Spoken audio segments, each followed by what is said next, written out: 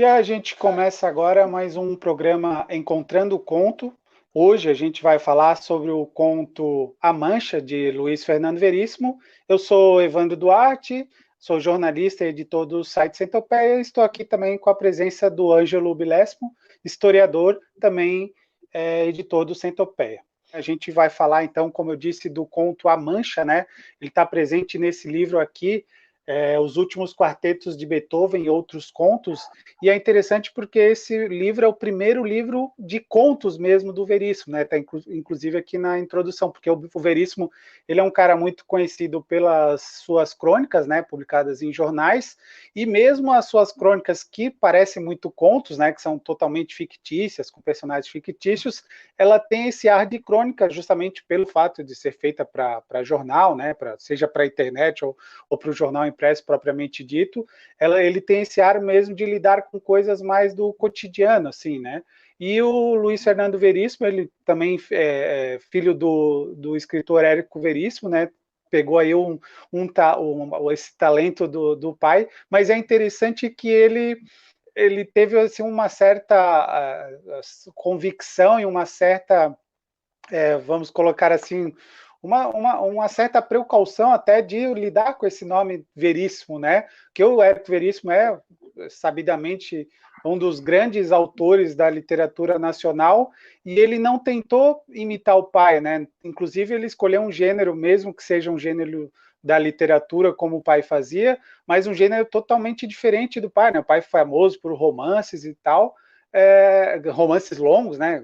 Muitas páginas e tal, e como O Tempo e o Vento, né, Clarissa e outros romances conhecidos, o Veríssimo optou por fazer crônicas e de um modo bem particular, inclusive tão particular que quase ninguém no Brasil tinha esse jeito dele, né, que ficou bem caracterizado com o texto dele de falar sobre esses dilemas, esses conflitos da classe média. E justamente pegando esse gancho da classe média é que a gente chega aqui para também falar um pouco desse conto A Mancha, né, que lida um pouco com essas questões já de uma classe média alta e tal, mas também está nesse cenário aí de classe média, pessoas que lidam, de certa forma, com dificuldades outras que não da parcela mais pobre da população, né? Mesmo assim, são dificuldades, né, mas não são aquelas da parcela mais pobre da população. Acho que dá para a gente colocar como um ponto de entrada nas narrativas, seja das crônicas, seja dos contos do Luiz Fernando Veríssimo, esse caminho, né, da classe média como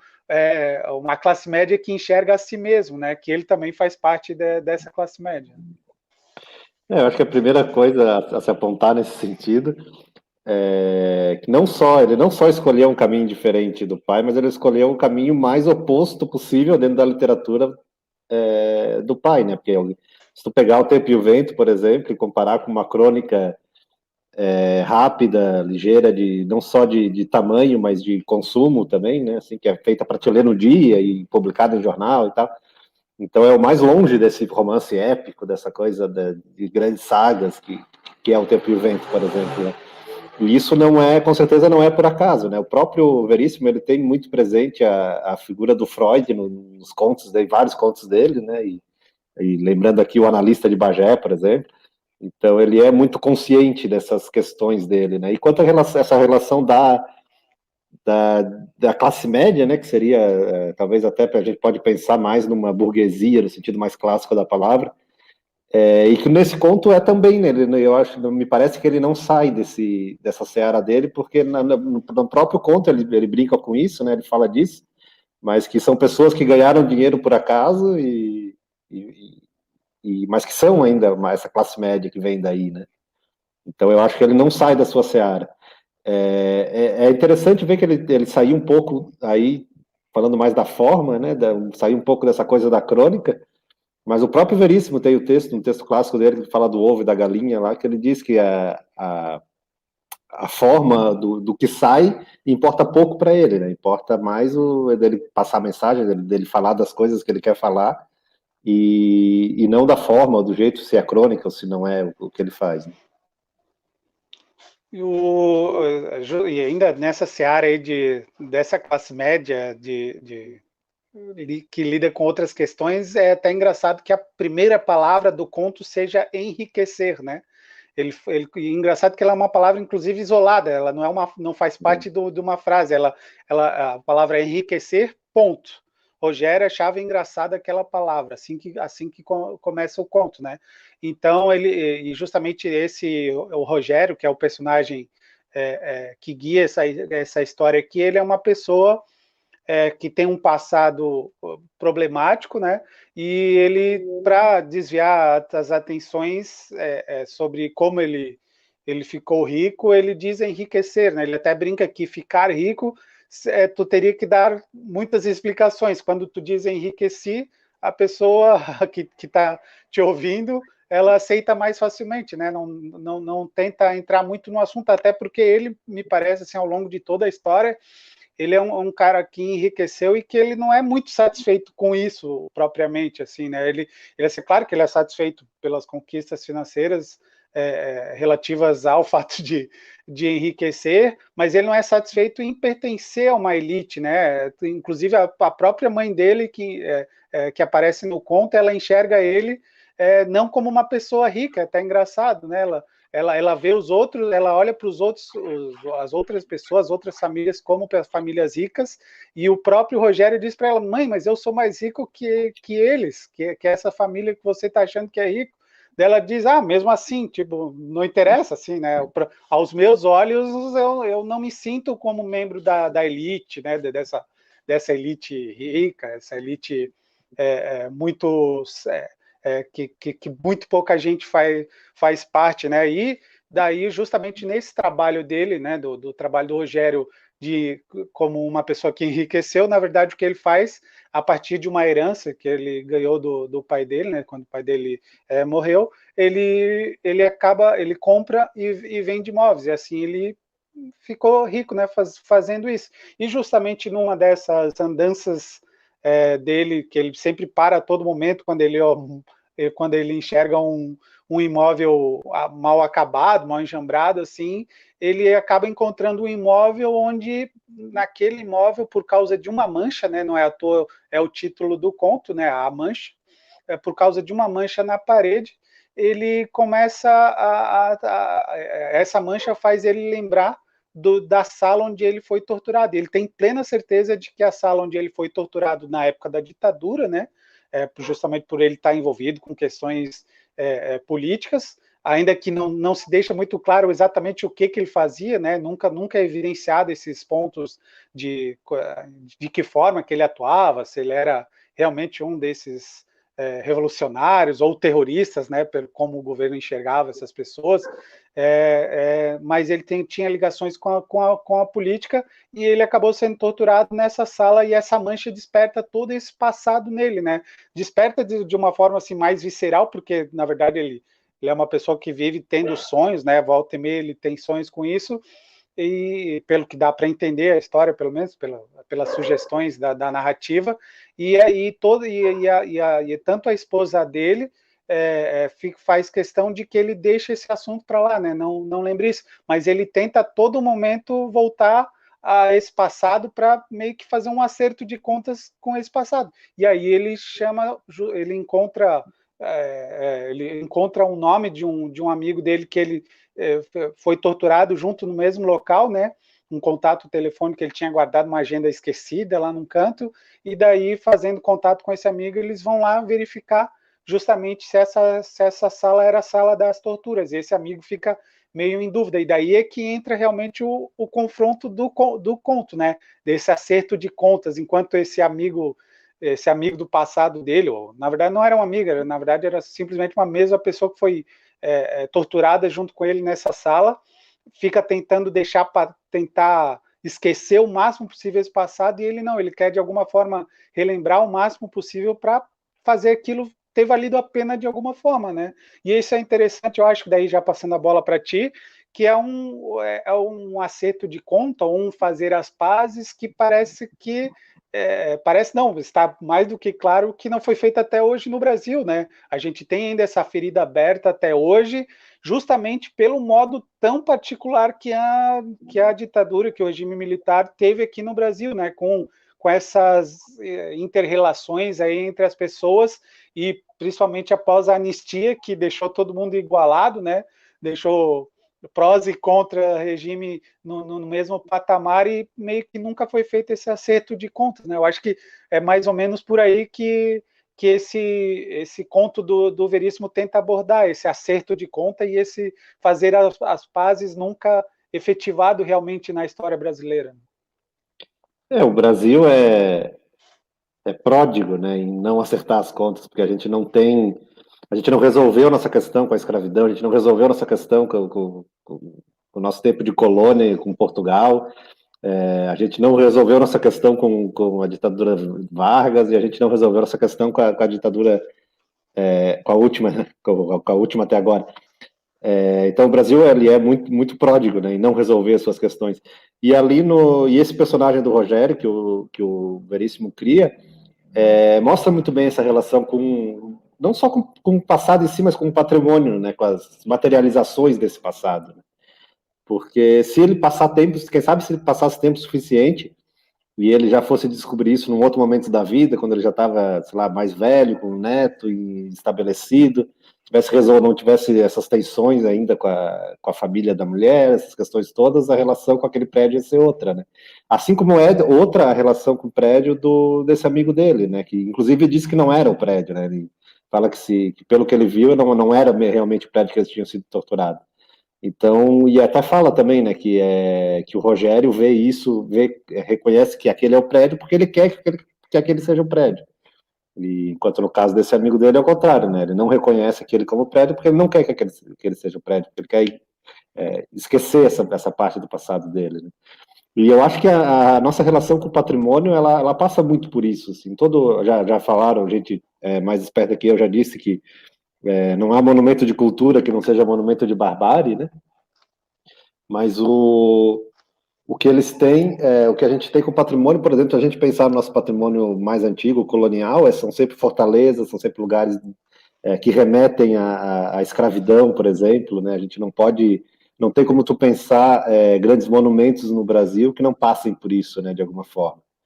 Então, a gente tem uma questão muito complicada com isso, né? Porque como é que a gente mantém esse prédio, a gente mantém isso como uma celebração, como uma lembrança, Então, acho que são questões muito abertas e eu acho que o Veríssimo aborda muito bem isso. É interessante também que o Veríssimo, ele, dentro esse espectro dele como produtor cultural, né, como uma pessoa que lida nesse ambiente cultural, ele também ele faz questão de fazer as suas referências, e como sempre no Veríssimo, as referências são bastante divertidas e bem sacadas, né? Eu acho que talvez uma grande característica, um dos grandes pontos positivos nele, né? Porque muita gente usa a referência simplesmente para dizer que conhece aquele assunto, né? Para um exercício aí de esbanjar a sabedoria, né? E o Veríssimo, não, ele usa isso com bastante profundidade, no sentido em que aquilo tem um objetivo muito claro, né? Tu não precisa explicar exatamente o que é aquela referência, nem contextualizar ela, mas ela tem um objetivo muito claro na história.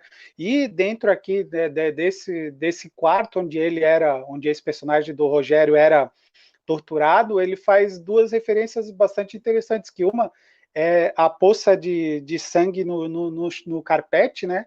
Que ele relata aqui como um mapa da Austrália, né?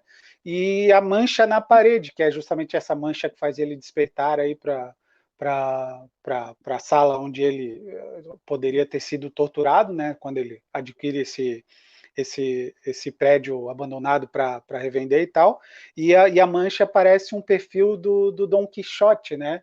E é interessante que essas referências não param, inclusive, na hora de ele elencar os seus torturadores, né? Ele chama um de Glenn Ford, né? Que é o ator hollywoodiano, né? Dos anos 30, 40, naquela fase clássica dos estúdios de Hollywood, e outro é o Wilson Grey, né? Também um ator mais antigo brasileiro, que remete justo a esse passado ali do contexto onde aquelas pessoas estavam que aquelas pessoas, que é ele, o Rogério e o Rubinho, que é esse amigo dele, né, estavam lidando ali nos anos 60, 70, né, aquelas eram as referências culturais que eles tinham. Poderiam até nem ser propriamente as referências culturais daquele momento, como o Glenn Ford é uma pessoa um pouco até mais antiga do que aquele período, né? Ainda que, curiosamente, o Glenn Ford ele seja uma digressão curiosa, é que ele seja o pai do Super-Homem na Terra, naquele filme, no primeiro filme do Super-Homem, né, dos anos 1970, lá no final dos anos 70. Mas o Glenn Ford ficou conhecido aí por outros filmes, talvez o principal dele seja a Gilda, né, com a Rita Hayworth, que é um filme, eu acho que, não me lembro se é dos anos 40, 50, mas é mais ou menos desse período, que foi a fase mais clássica dele, né? E todas essas referências culturais do Veríssimo, né, servem para jogar ali esse Rogério e esse outro personagem assim num contexto sociopolítico, né? A gente também sabe que eles eram pessoas ligadas à política e é interessante, e daí que eu digo que não é à toa essas referências, que justamente esse personagem do Rubinho ele vai virar justamente depois de anos, né, depois de tudo ter acontecido, ele vai trabalhar inicialmente como crítico de cinema, né? Então, se tu já vê que aquela relação do Glenn Ford e do Wilson Grey não foi simplesmente por acaso, né? Foi colocada ali por uma motivação interessante até para para um desses personagens, né? E sendo um crítico de cinema, o que ele mais queria curiosamente, era ficar alienado, né, de certa forma, assim, esquecer daquele passado e falar sobre outras coisas, né, sobre cinema, coisas assim que não tivessem repercussões da forma com que a política se dava ali naquele período ali que não à toa ficou conhecido no Brasil como os anos de chumbo, né, a fase mais dura da ditadura, onde aconteceu essas torturas, né. Talvez pela própria, da onde vem o Veríssimo, da crônica, né, e dessa necessidade de escrever pouco e de passar o que ele quer dizer em pouco texto, tu percebe que nesse conto, mesmo ele sendo um pouco maior, as coisas são muito assim, o que está ali é porque tem que estar ali mesmo, né, não tem muita enrolação, não tem muito desenvolvimento da história, as coisas acontecem, já vão acontecendo, e as referências estão ali, estão dadas, estão escancaradas, e isso é uma qualidade, me parece uma qualidade do texto do Veríssimo, né? Ele fala o que ele precisa dizer e o que ele quer dizer, e não tem muito além disso, não tem muito a mais e nem a menos, né, do que ele realmente quer dizer. E ele vem afinando essa característica dele há muito tempo, né? Tu percebe isso, que são cada vez mais textos diretos e buscando o que ele quer, o que precisa ser dito, o que ele acha que precisa ser dito. E ali no livro, esses personagens, principalmente esses torturadores que participaram da tortura dele, está muito ligado a essa relação que essa política da década de 70, esses grupos de esquerda da década de 70 tinham, né? Não é à toa que talvez seja o personagem mais interessante do livro, um dos torturadores dele, que embora, enfim, era meio que motorista, levava eles para o lugar para ser torturado, não participava da tortura em si, ficava só sentado, é o tal do Bedel, né, que eles diziam que era um homem negro, e que a única fala que ele tem no livro inteiro é quando, enfim, ele acerta o nariz dele durante uma tortura do Rogério, e durante uma tortura lá, e começa a sangrar, onde se forma a tal poça na forma da Austrália, e aí depois, quando ele tá indo, tem que limpar, não dá para seguir a tortura, suja toda a sala, e a única fala que ele diz é, pô, o nariz é foda. Assim, é uma coisa meio esse cara que representa talvez as classes mais populares, não é à toa que ele é um personagem negro, e que também não por acaso, também não à toa, é o único torturador em que ele tenta estabelecer alguma ligação, né? Ele pensa em perguntar qual é o time dele, só que ele não consegue, né? Ele não consegue estabelecer essa relação com o povo ali representado por esse Bedel, né? Então eu acho que o Veríssimo é muito feliz nessas relações que ele faz, assim, muito diretos, né? O texto tem poucos personagens, e cada um tá ali por um motivo, são arquétipos, tá tudo bem estabelecido, né? E eu acho que esse personagem do Bedel em especial, ele acaba levando Porque, na verdade, tem dois personagens que são, assim, que não são, de alguma forma, ricos ou desse mundo da riqueza, né? Um é o Bedel e o outro é o cara que trabalha o senhor faz tudo, né? Que arruma os prédios para vender e tal, do Rogério. Que também está ali para cumprir uma função mais... fazer o que mandam ele fazer, né? E não está muito interessado nesses dramas, né? Nesses dramas dele, nessa relação política dele. Não está muito interessado nisso. Ele faz o que tem que fazer e depois a gente vê como é que fica. Ó, esse Então, sujeito se chama Seu Afonso, e a frase que ele sempre diz no final das conversas com ele é: vamos ver no que vai dar, né? Assim, como uma pessoa que está ali simplesmente para estar executando mesmo as decisões que vêm de cima, né? ele com certeza tem as questões dele e tal, mas não interage com aquele mundo dele, não está preocupado com a política, com quem tá, com se vão derrubar ou não vão derrubar o passado, ele tem outras coisas para se preocupar, né? Então isso é muito, e talvez venha um pouco também da relação própria, embora o Veríssimo não tenha participado de nada do tipo dessa esquerda armada ou que seja, né? Ele é até um pouco mais novo, mas o pai dele, né, o Érico Veríssimo, foi preso político ainda na época do Vargas e me parece ali um pouco essa aflição do ser preso político, não pela tortura ou pela prisão em si, embora, claro, um pouco também, né? Isso que ele fala do ódio que a pessoa sente disso, né? Mas também por isso, de pensar que talvez tudo aquilo que foi feito, todo aquele sofrimento, tudo meio que não serviu para nada, né? Meio que não. E aí a gente volta na questão de não resolver, né? Aquilo não se resolveu. Ele fala que foi uma guerra falsa, que era tudo falso e que não resultou em nada e agora estão tudo ali no churrasco, vão comprar uma casa junto. Então parece que foi um sofrimento muito à toa, né? Apesar de ter claro esse ódio e de que os torturadores estavam fazendo uma coisa errada, né? Não é essa a discussão, mas parece que não foi, que as coisas não precisavam ter sido desse jeito, e que é meio assim, que aconteceu isso e que pelo jeito logo vai acontecer de novo.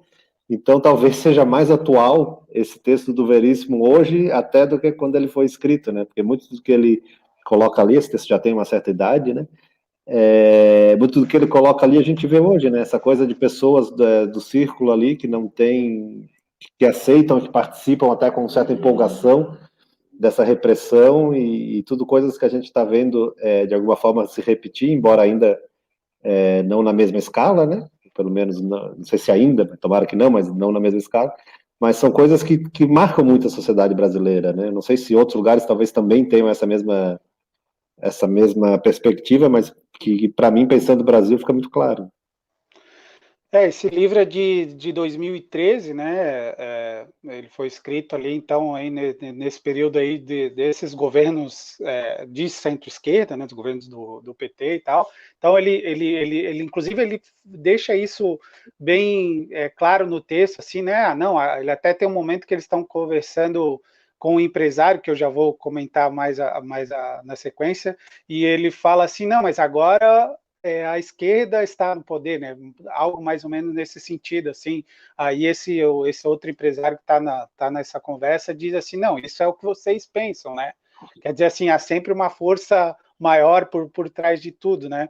E é interessante essa questão dos empresários, que se esse personagem ali que é vamos dizer, que seria a classe média, né? Ainda que hoje ele seja um cara rico, o Rogério, mas que seria a classe média, se ele não, como tu falou, se ele não faz uma ligação, não consegue estabelecer uma ligação com os pobres, né, com o personagem lá representado pelo Bedel, porque essa pessoa negra que aparece na história justamente tendo algum tipo de sentimento possível no ambiente de torturadores, né, ao mesmo tempo ele também não consegue fazer uma ligação com a elite, né, com os empresários que são citados aqui como essa classe alta, bastante endinheirada, né, não o profissional liberal, a classe alta mesmo, assim, né, os ricos, inclusive, quando ele está fora aqui, nos ambientes de lazer, ele sempre está em condomínio fechado, que inclusive até o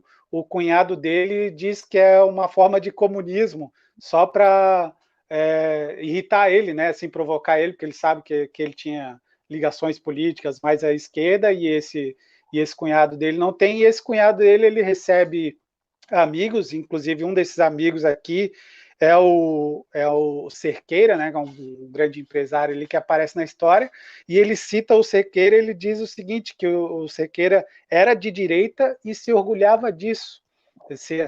Cita aqui na história, né?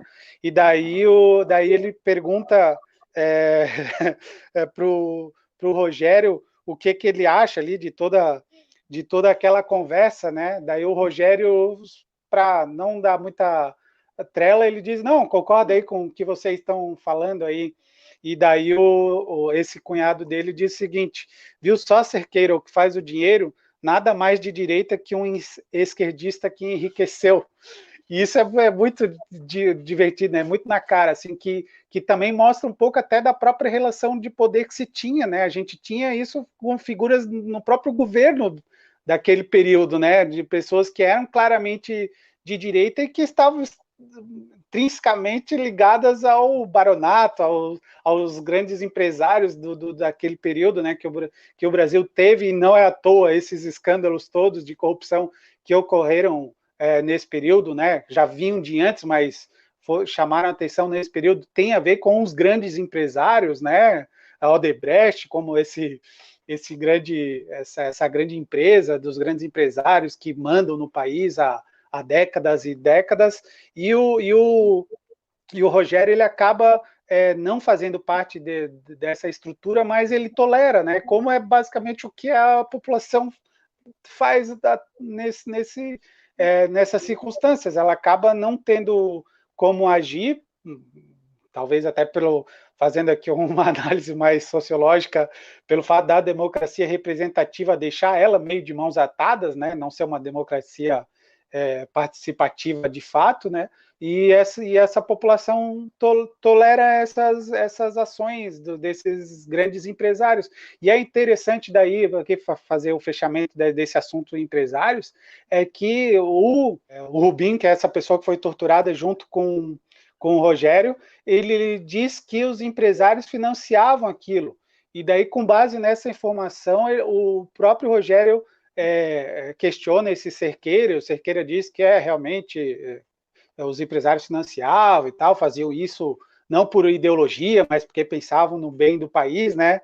Um discurso bastante similar ao que a gente tem hoje em dia, dessas pessoas que se dizem proteger o país dos comunistas e tal. E também ele descobre que ele acaba descobrindo que o prédio no passado pertencera a uma pessoa com o nome Flama, e esse sobrenome, aliás, é um sobrenome, Flama, né? E esse sobrenome Flama, ele acaba lembrando que era um sócio do pai da mulher dele, né? E ele descobre que esse Flama alugou esse prédio durante esse período, né? Ele acabou,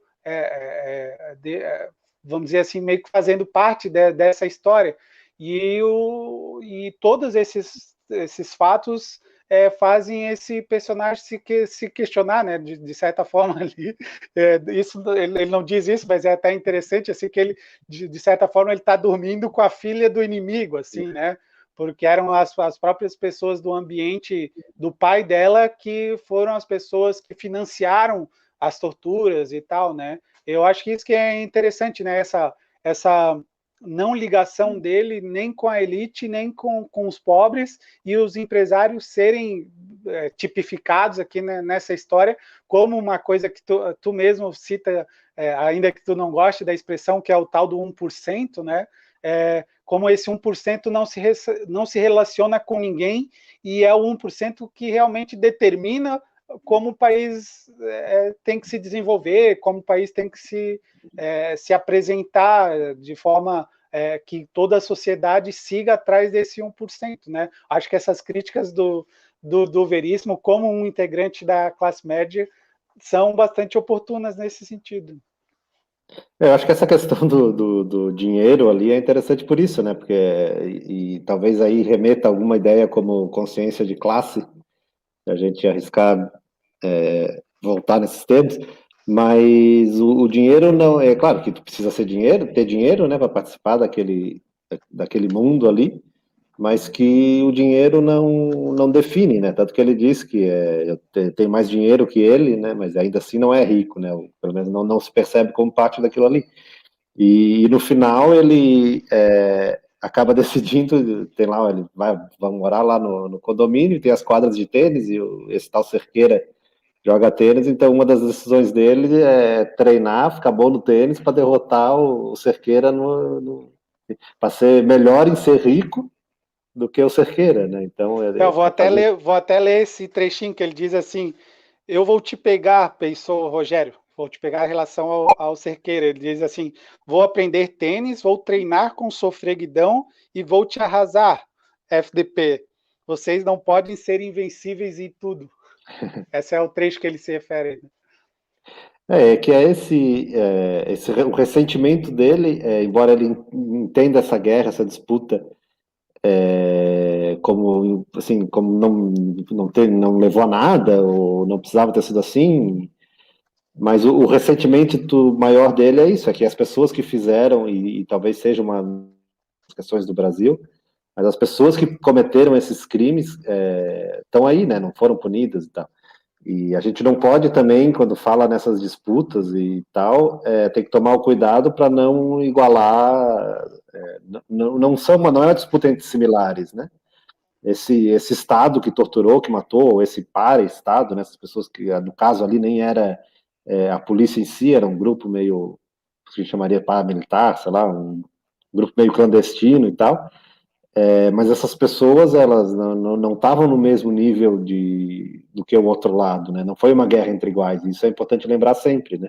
Só um lado tinha o Estado na mão e usou isso para torturar, para matar e tal. Então é uma situação diferente. E é isso que de alguma forma, dá mais ódio nele, dessa situação, né? De que quem fez aquilo ali talvez tenha acabado com a vida dele, acabado com a vida do Rubinho, acabado com a vida de um monte de gente, e saiu tranquilo, né? E teve a anistia, e foi todo cada um para o seu lado, como se não tivesse acontecido. E isso talvez seja uma das questões, né? Embora se entenda a questão da anistia na época, né? E até acho que tenha sido correto acontecer o que fez, porque cortou, e talvez tenha cortado em alguns anos a ditadura e tal, e foi possível no momento, né? Mas eu compreendo muito isso dele, desse ódio, né? Por não ver a punição de quem deveria ter sido punido. E eu acho que isso, se a gente pode chamar de recalque, mas esse ódio que existe no Rubinho e no Rogério, vem um pouco daí, né? E é plenamente compreensível. O que eu acho interessante, daí já encaminhando para o final do livro, e que eu acho que é a redenção, é que, na verdade, o personagem que precisa ser convencido, assim, que é a preocupação do conto todo, é a Amanda, né? Que é a filha do Rogério, e que passa o conto inteiro todo meio brigado com ele, porque ele não vai buscar ela no balé, e não sei o que, ela tem 12 anos, né? Mas que no final se reconcilia, né, com o pai dela, se reconcilia com aquela situação e concorda com ele em plantar maçãs lá, que é a ideia do Rubinho, né, que dizia que ia abandonar a política, que ia abandonar a cultura, que não queria saber nada disso, e que ia Alienação plantar total, né? maçãs, né? E por escolha, assim, que não, se aquilo não valeu a pena, se tudo aquilo que aconteceu não valeu a pena enquanto país, assim, né, para a construção que eles imaginavam, talvez seja bom deixar aquilo no passado mesmo e não ficar remoendo, não deixar que aquilo defina quem eles são, né, defina de alguma forma a vida deles, assim. Só que é também, enfim, tem essas delicadezas no texto, né? Mas é um desalento, mas é ao mesmo tempo um desalento também consigo mesmo, né? Porque ele fala que o Rubinho fala que quando ele foi preso, ele não se preocupou em esconder os planos, esconder coisas que podiam incriminar colegas, esconder essas coisas no apartamento dele. Só que ele se preocupou foi, ele fala, esconde o Lukács, né? Esconder os livros dele e tal. Então, nesse sentido de que eles também não estavam preparados, né? Não sabiam muito bem o que estavam fazendo ali, tinha essa relação, não conseguiam se conectar com o Bedel, não conseguiam se conectar de alguma forma com o povo, ser efetivo para isso, né? Então é também, de alguma forma, uma revolta consigo mesmo, né? De ter feito tudo aquilo e não ter feito do jeito certo, não ter feito do melhor jeito que era possível fazer. Aí de novo outra referência cultural que faz sentido, né, e bem objetiva do Veríssimo, né, o Lukács ali, que foi o historiador e filósofo marxista, né, e faz sentido ele justamente escolher esse autor, né, para que esconda o livro dele, né. Eu me lembro daqui do, do Salim Miguel, né, que foi um autor catarinense, que ele teve a livraria dele incendiada, né, nesse período do regime militar, assim, e ele falava muito assim dessas pessoas que elas viam obras assim tipo o Vermelho e o Negro, e elas só porque tinha vermelho elas achavam que era obra de comunista, assim. Então realmente havia uma desinformação muito grande, né? Inclusive entre os próprios perseguidores, né? Quem perseguia esse pessoal mais ligado às esquerdas, né? E justamente aí para a gente ir encerrando o nosso vídeo, eu separei aqui duas frases sobre do Rogério que mostram bastante bem essas características do conto de ser um acerto de contas malfadado, né? Numa, ele está conversando com... É um diálogo dele, né? São dois diálogos. Numa hora ele está conversando com o Rubinho, daí ele diz o seguinte, alguma coisa aconteceu, não só naquela cadeira de ferro, ao país, a toda uma geração. Foi isso que eu senti quando vi a mancha no chão. Ele fala mais umas coisas que esquecer isso era uma forma de traição, né? Aí nesse mesmo diálogo ele diz o seguinte, o Rubinho diz, não, isso não significa nada. Ele diz, para mim significa, não sei o que, mas significa. E daí um pouco depois ele está conversando com a mulher dele sobre o assunto, dela diz assim, faz muito tempo isso, vem para a cama, né? Eles estão ali no quarto, daí ele diz assim, me sinto um traidor, não sei de quem, ou não sei do que ou de quem, mas um traidor.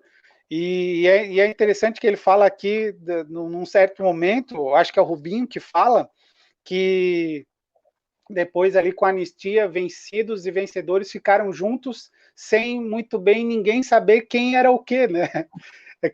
Quem de fato era quem venceu aquele período, né? É interessante que realmente eu acho que é o que mais marca ali o fim desse período do regime militar, é isso, a gente não saber quem de fato venceu, parece a guerra do Vietnã, né? Assim, analisando de forma que aquilo foi um período assim de guerra mesmo, até tu pode falar um pouco melhor do que eu aí para a conclusão, que justamente eu acho que a grande diferença de uma guerra assim que um país vive é que as feridas elas estão muito claras quais são. Elas podem até serem até mais complicadas de cicatrizarem e tal, mas tu sabe muito bem, né? O soldado que volta da guerra, ele sabe por que ele tem aquelas feridas lá. Ele pode até ter outras dúvidas, não se dá para que ele está fazendo aquilo, se o país dele merece todo aquele esforço e tal, mas a ferida ela tem um objetivo muito claro. E nesse período da ditadura militar, a gente tem uma ditadura militar que não deixa isso ficar claro, porque ela era uma ditadura militar mais ou menos pela metade, assim, em certos sentidos, né? A gente tinha eleições em cidades menores, a gente tinha partidos políticos, coisas que não aconteceu em outras ditaduras, né? Ter mais do que o partido do próprio regime. Então, assim, tudo ficou meio nebuloso, tanto durante a própria ditadura quanto depois, né? Se a gente não sabe quem venceu e quem perdeu, hoje também não se sabia naquela época, né? As pessoas simplesmente iam vivendo as suas vidas, né? Muita gente não se metendo com política, ficando relativamente alienada, né? Uma palavra que eu tenho usado aqui bastante. Eu acho que é mais ou menos, talvez seja essa a grande diferença, assim, que foi uma guerra que aconteceu e ela aconteceu não acontecendo, né? A gente não estava vivendo a guerra de fato, mas a gente estava no ambiente da guerra, né? Seria como as pessoas civis num país de guerra durante as guerras mundiais ou essas guerras que têm acontecido pelo mundo, né? As pessoas tentam viver as suas vidas, mas ao mesmo tempo tem pessoas num campo de batalha claramente, né? E durante a ditadura isso não acontece, né? Não existe um campo de batalha, tanto é que os terroristas chamados assim pelo governo viviam na clandestinidade, né? E faziam ali, sequestravam embaixadores aí de outros países de forma mais autônoma, não existia uma certa cabeça, né? Não era um regime lutando contra o outro, eram grupos meio que isolados, ou meio que, às vezes, até sem comunicação, ou até disputando, né, hegemonia entre eles,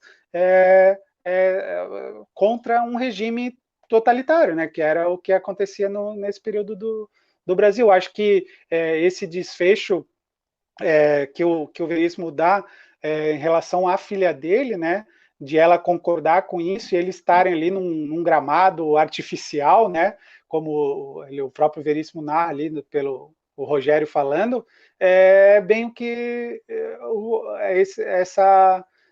simboliza bem essa espécie de esquecimento que as gerações que não viveram esse período carregam consigo, né? Assim, de a história do passado não fazer tanta importância, mesmo que haja uma juventude aí que até seja feita a esses valores de extrema-direita e tal, e combate ao comunismo, que por si só já é uma sandice, né? Coisa que o Brasil nunca, de fato, teve sequer perto de cair num regime comunista, né? E mesmo assim essas gerações mais novas convivem com isso de forma harmoniosa, porque elas acabam tendo ali nas suas benesses materiais vamos dizer, um certo conforto que pensar nesses assuntos mais ligados à política não lhes daria, né? Eu acho que essa conclusão do Veríssimo, ela é poética, né? Porque eles estão ali num gramado, vão plantar maçãs, mas ela é bem triste de certa forma, né? E daí talvez por isso eu acho que esse, se não é o melhor conto, ele disputa entre todos os melhores contos do Luiz Fernando Veríssimo, né?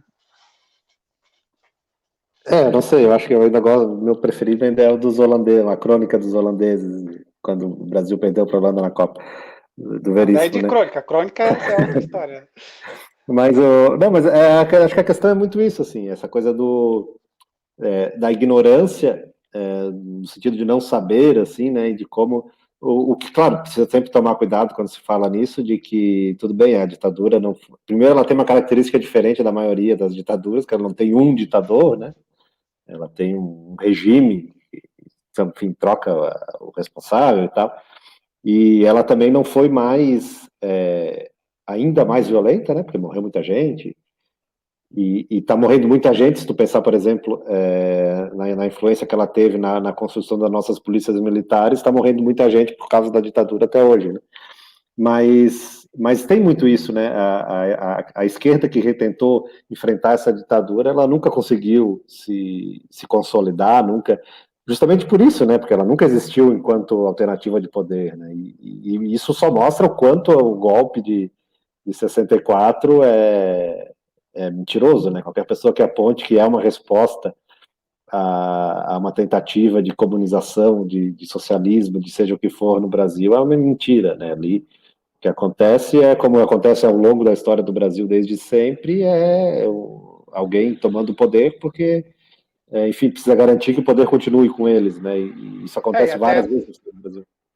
E até fazendo um parênteses aqui, só para não deixar passar, os próprios desenvolvimentismo que ocorre nesse período da ditadura militar vem resgatar coisas que o Jango pregava, né? O Jango que foi deposto ali pelo golpe, né? O João Goulart, ele pregava determinadas ações que foram rechaçadas ali pela elite da época e tal, e pelos militares também, e os militares vão implantar alguma dessas ações em benefício do país, né, no sentido de desenvolvimentista mesmo, eles vão implementar contrariando as expectativas dos grandes liberais daquele período, né, que achavam que o Brasil tomando aquelas medidas, se tornaria um país mais ligado ao comunismo. Isso se repete, né? Porque se pegar, por exemplo, já depois do final da ditadura, o Tancredo morre e assume o Sarney. Então, quem faz o Sarney, que era ligado à ditadura e tal. Então, quem faz que ocupa o lugar da ditadura também está ligado, ou então no próprio golpe de 2016, derrubam a Dilma e aquele governo é pintado como a pior coisa que pode existir, não sei o quê, e tem ministros que continuam, né, no governo então, né, o Brasil tem isso de não... É até engraçado que a gente esteja nesse clima de confronto, porque é o país do não confronto, né? Isso Não talvez... tem transição, né? Não, e tu não tem, nunca ninguém tem lado, nunca ninguém. É tudo essa geleia de coisas, né? Tudo esse grande centrão, a história do país inteiro, né? E quando não isso depois é pintado como se fosse, né? Tu pensar, por exemplo, aqui, a gente está falando de Santa Catarina, mas tu pensar, por exemplo, a relação de Santa Catarina com a população negra ou com a própria escravidão, que tem um discurso de que não houve, de que não aconteceu, e de que por isso não existe resultados disso, quando tu tem às vezes um terço, às vezes um quarto da população chega a estar escravizada em Santa Catarina no século XIX. Então, o Brasil não tem esse confronto muitas vezes, e quando tem, ele é ignorado e ele é esquecido, né? Talvez porque isso pode acontecer, só pode acontecer porque também o confronto no Brasil ele é muito desigual, né? Voltando também na questão na ditadura, houve esse confronto, tá tudo bem, entre isso que eles chamavam de subversivos, ou essa esquerda, ou o que seja, e o regime, mas nunca houve qualquer tipo de paridade de forças, ou essa esquerda, essa subversão nunca chegou nem perto de nada, né? E na história do Brasil inteiro isso foi assim. Talvez seja essa nossa questão seja de uma não história, assim, né? Porque se tu não tem esses conflitos e quando tem tu ignora esses conflitos, então tu não tem uma história para contar. E talvez a gente não conseguir fazer as pazes e não conseguir reconhecer e não conseguir lidar como no caso do Rogério, ele não conseguia lidar com aquilo ali, ele não sabia se derrubava, se criava outra coisa no lugar, se arrumava, ele não sabia aquilo porque ele não pôde digerir, ele não pôde lidar com aquilo ali, e a gente é assim com a nossa história, né? Tem um autor muito famoso que fala na tal da última catástrofe, a última no sentido da mais recente, né? Que as sociedades são definidas pela catástrofe mais recente. A gente no Brasil nem tem esse luxo, né? Porque a gente tem ainda como catástrofe mais recente nesse sentido, pode ter a escravidão, que ainda é definidora das relações sociais no Brasil, a gente pode ter a própria questão da ditadura Vargas, que também é definidora em muitas questões, a gente pode ter a ditadura militar de 64 a 85, então a gente nem sabe qual é a nossa tragédia que nós temos que lamentar, né? A gente nem sabe o que segura a gente, né? E cada vez mais isso, assim, eu acho que existe, e talvez agora aprofundado, é um país que briga muito, mas discute pouco, assim, e por isso não chega a lugar nenhum. E isso me parece a cada dia se afundando mais, assim, a gente tem uma gritaria permanente o tempo todo, de todos os lados, e ninguém se entende, porque acho que a gente acaba se acostumando e acaba, de alguma forma, enquanto nação, gostando de viver no meio dessa gritaria. E só para fechar aqui um dado interessante da história é que a história se passa numa cidade que não tem nome, né? Talvez ela seja um resumo de qualquer cidade do Brasil, se ela é uma história tão presente ainda na vida de muitas pessoas que ou enfrentaram de fato a ditadura ou viveram desgostosas com a ditadura, ou mesmo até quem apoiou, né? Porque dá para tu enxergar por vários prismas. Então, eu até ficava pensando assim, será que ele está falando de alguma cidade do Rio Grande do Sul, Porto Alegre, né? Já que o Veríssimo mora lá e viveu boa parte da vida lá, né? Eu fico pensando se era, não, mas de fato é isso, né? É uma cidade qualquer, uma cidade que é uma cidade como qualquer outra, né? Tem os seus condomínios fechados, tem a sua pobreza, tem locais esquecidos, como esse próprio prédio que ele encontra, e é assim que a gente desenvolve as nossas cotidianidades, né? Numa cidade sem nome, né? Não, e só daí também, já para encerrar, que também essa ignorância é o que acaba movendo a história toda desde o começo, né? Porque a gente acaba descobrindo no final que ele foi preso, enfim, porque eles queriam saber de um tal de Alcebiades, que tinha o mesmo sobrenome que ele, e ele falou que não conhecia, não sabia quem era esse Alcebiades. Foi torturado porque eles queriam que ele desse essa informação, e ele não deu porque ele não tinha, ele não sabia quem era. E aí no final do livro ele pergunta para a mãe dele, e a mãe dele diz, é o tio Bia, não sei o quê. E ele acaba que era, né? Essa pessoa que. Então, toda a história se formou, e o que pôs em movimento toda a história é justamente essa ignorância. A gente então fica por aqui e volta no próximo Encontrando o Conto. Até lá.